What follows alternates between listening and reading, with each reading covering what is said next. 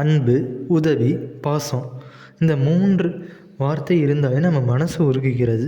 அந்த உருகிற மனசை சிலர் பிஸ்னஸாக மாற்றிட்டாங்க. இன்று நம்ம சமூகத்தில் ஒரு பெரிய பிரச்சனை அமைதியாக வளர்ந்துக்கிட்டே இருக்குது. எமோஷனை வைத்து பிஸ்னஸ், கண்ணீரை வைத்து ஏர்னிங்ஸ், உதவியை வைத்து ஸ்கேம். உதாரணத்துக்கு சொல்லணும்னா இப்போ இன்ஸ்டாகிராம் ஓப்பன் பண்ணாலே இந்த பையனை தான் எல்லோரும் போட்டு ஸ்கேம் பண்ணிட்டான்னு சொல்கிறாங்க. சரி, அப்படி என்ன தான் இந்த தம்பி பண்ணான்ட்டு அவன் அக்கௌண்ட்டில் போய் பார்த்தா அது வீடியோ டிவிகேக்கு சப்போர்ட் பண்ணியிருக்கு. அப்புறம் உப்பில் முட்டிக்கால் போட்டு நிற்கான். அப்புறம் மொட்டை மாடியில் போய் மிளகா பொடி அப்பிட்டு வெயிலில் படுத்துருக்கான்.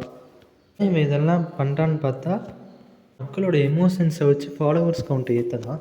இது மட்டும் இல்லாமல் நான் விஜய் நாட்டை பேசிட்டேன்னு சொல்லி ஒரு வீடியோ போட்டு வச்சுருக்கான். சரி, அப்படி இந்த தம்பி என்ன தான் ஸ்கேம் பண்ணாருன்னு பார்த்தா பெட்டிங் ஆப்பை ப்ரொமோட் பண்ணி நிறைய பேர் அதில் ஏமாந்தும் போயிருக்காங்க இவனை நம்பி. ஸ்கேமுங்கிற வார்த்தையே வாயில் வரல. ஆனால் இந்த தம்பி பாருங்கள் எவ்வளோ பெரிய ஸ்கேம் பண்ணியிருக்காங்க.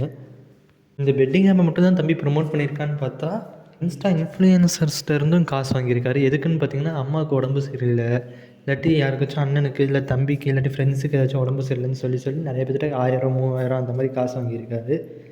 அதுக்கப்புறம் அவங்க திரும்பி காசு கேட்டால் அவர் என்ன சொல்லியிருக்காருன்னா, நான் உங்கள் இதை ப்ரொமோட் பண்ணுறேண்ணா, உங்களை பற்றி நான் வீடியோ பேசி போடுறேண்ணா என் சேனலில் அப்படின்லாம் சொல்லியிருக்காரு.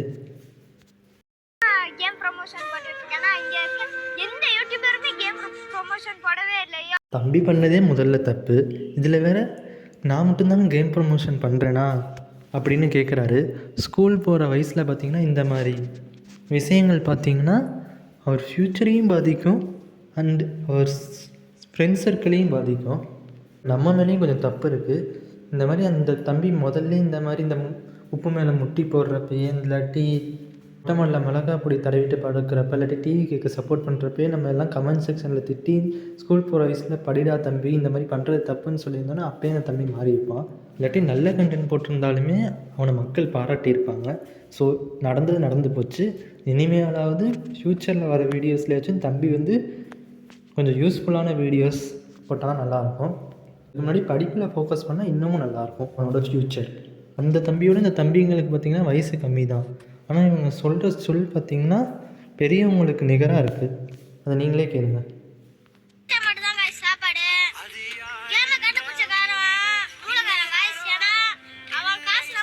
கிட்ட இருந்தால் எடுப்பான்ட்டு எவ்வளோ அழகாக சொல்லியிருக்கானுங்க. இந்த தம்பியை பார்த்தாச்சும் அந்த தம்பி கற்றுக்கிட்டால் நல்லாயிருக்கும். தேங்க்ஸ் ஃபார் வாட்சிங்.